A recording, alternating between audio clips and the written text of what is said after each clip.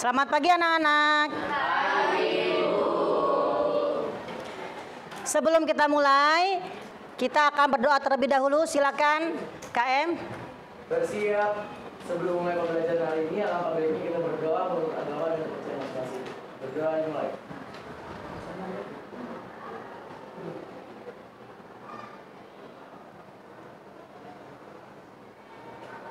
Berdoa selesai. Memberi salam. Assalamualaikum warahmatullahi wabarakatuh. Waalaikumsalam warahmatullahi wabarakatuh. Siapa yang tidak hadir? Denis. Ya. Apa kabarnya Denis? Infonya? Sakit. Kita doakan semoga Denis lekas sembuh ya.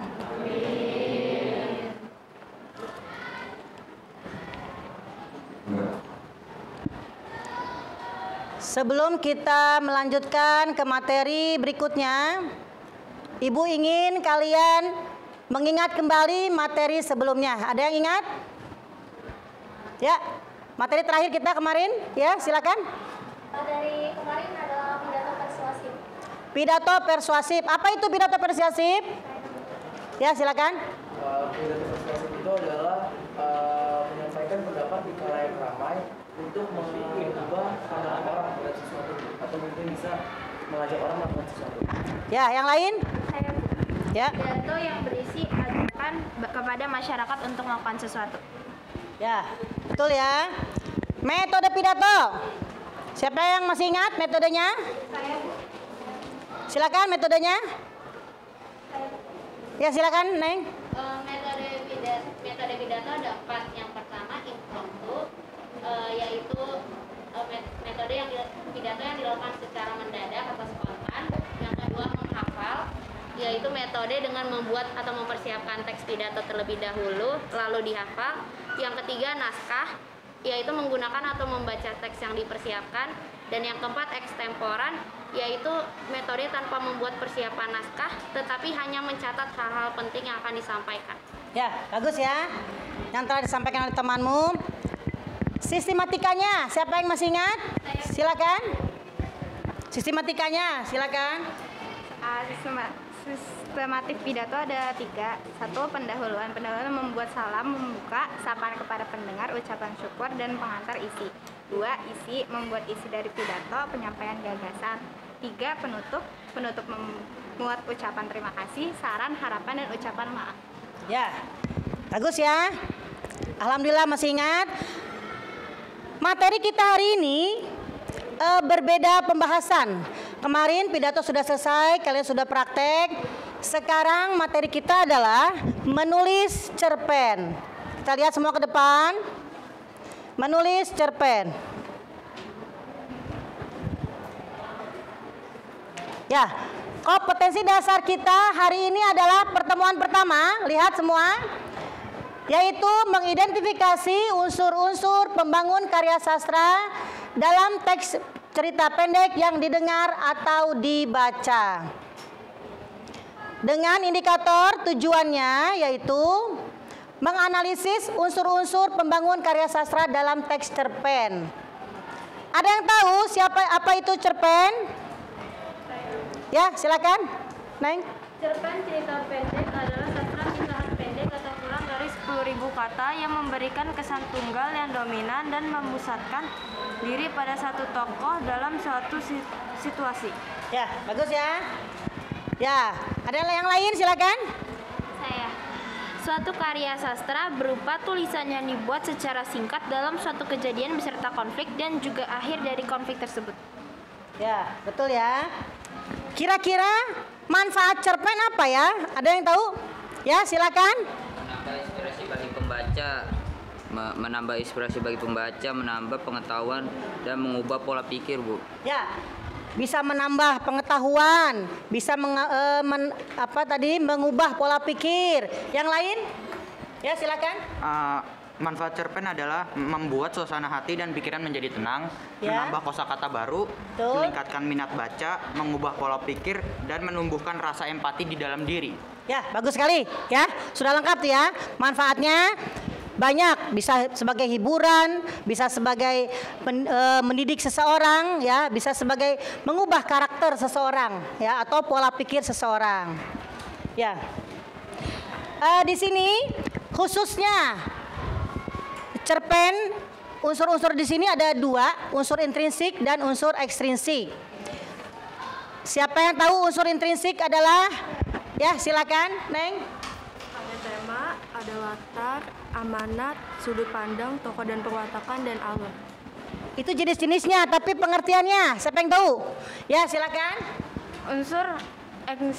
Intrinsik adalah Unsur-unsur intrinsik adalah unsur yang membangun karya seni dari dalam dari karya seni itu sendiri. ya, unsur-unsur yang berada di dalam karya sastra itu sendiri. Ya, tapi kalau ekstrinsik berarti yang di luar. Nah, sekarang unsur-unsur yang akan kita pelajari adalah berkaitan dengan intrinsik saja, ya. Kita lihat.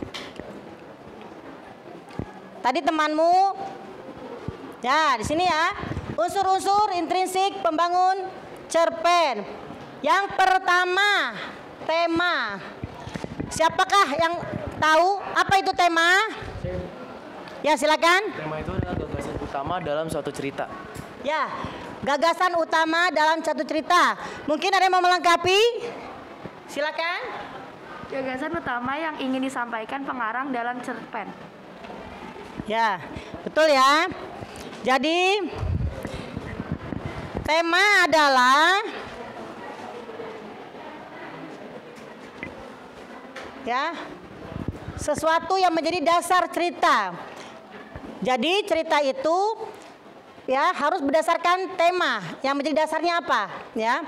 Kemudian dari mana tema itu diperoleh? Bisa dari pengamatan, ya. Kemudian bisa dari pengalaman pribadi ataupun dari hayalan, ya.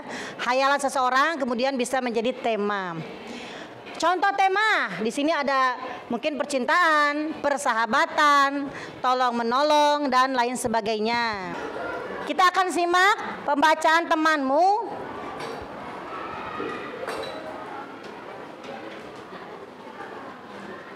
Ya, silakan. Sebelum Ibu bagikan LKPD, kalian dengarkan dulu ya. Kita akan simak dulu pembacaan cerpen oleh temanmu. Silakan. Kelompok 1 perwakilannya yang nyaring ya.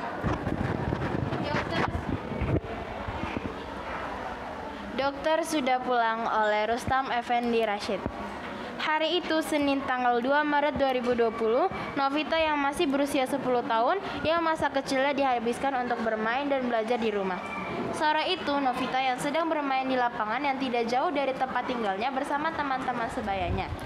Keesokan harinya, Novita merasa tidak enak badan, tubuhnya lemas dan terserang oleh flu dan batuk. Terima kasih telah membacakan cerpen tersebut.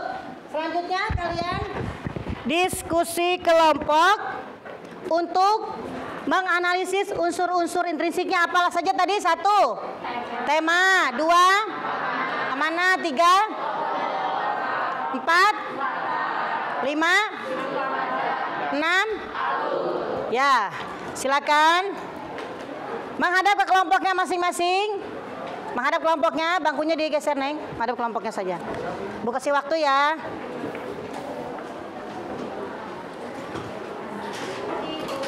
Ya, silakan.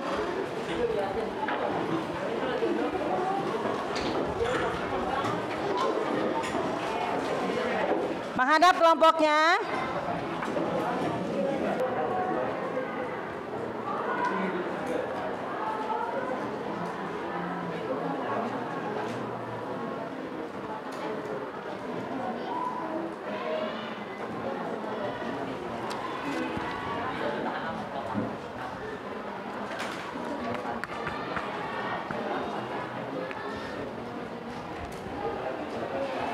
Ya, kelompok 1 apakah ada masalah? Ya, silakan lanjutkan.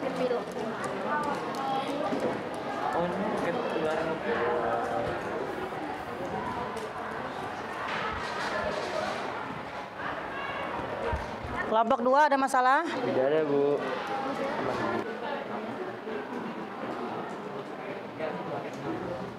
Ya. Bagaimana?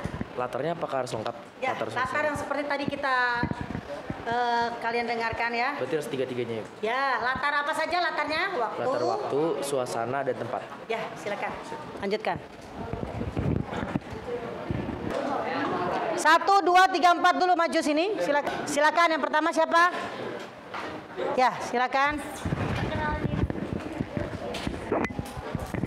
Saya dari kelompok 1 ya. Perkenalkan semuanya, saya Syarel Sazia Mutakin dari perwakilan dari kelompok 1. Saya akan membacakan hasil diskusi saya dengan kelompok saya mengenai cerita cerpen Dokter Sudah Pulang. Untuk tema jawabannya 5, 6, 7, 8, silakan. Kelompok 5. Ya, kelompok 5, silakan. Pada hari yang sama saat Novita diperbolehkan untuk pulang. Sekian, terima kasih.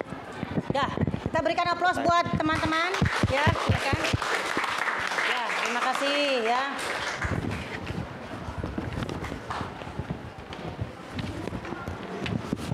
Ya, jawabannya bagus-bagus ya. Kita simak bersama. Ya. Dengan variasi kalimat yang kalian sampaikan, semua jawabannya benar ya. Yang pertama kita lihat, tadi temanya apa? Ya, perjuangan tenaga kesehatan di masa COVID. Boleh, betul ya? Kemudian ada yang menyampaikan tadi kelompok berapa bahwa perjuangan pasien COVID. Boleh, ya. Betul. Amanatnya tetap menjaga prokes pada saat pandemi, ya. Siapa yang bisa menyimpulkan? Silakan. Yang bisa menyimpulkan? Menyimpulkan materi hari ini, silakan. Ya, silakan maju ke depan, Neng. Menyimpulkan materi hari ini. Tadi Ibu sampaikan dari awal, silakan. Saya hari ini akan menyimpulkan materi yang sudah diperoleh pada hari ini. Jadi hari ini kita belajar tentang cerpen, yaitu sebuah cerita pendek yang tidak lebih dari 10.000 kata yang ditulis oleh seorang penulis yang berasal dari karya seorang penulis. Ya, kita berikan aplaus buat temanmu. Ya, terima kasih Sheryl.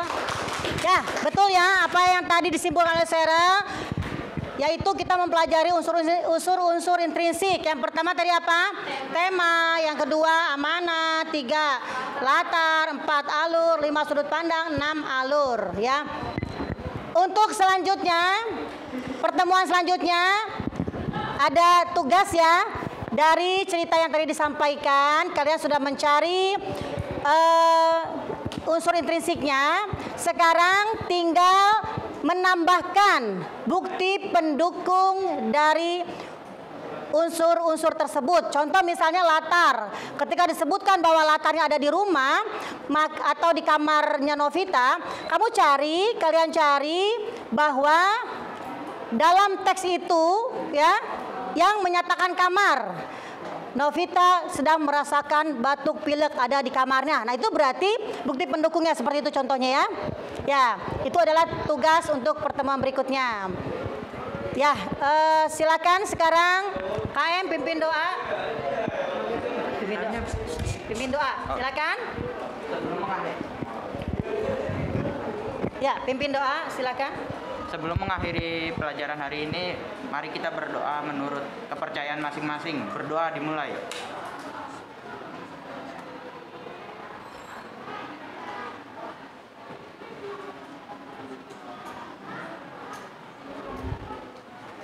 Berdoa selesai.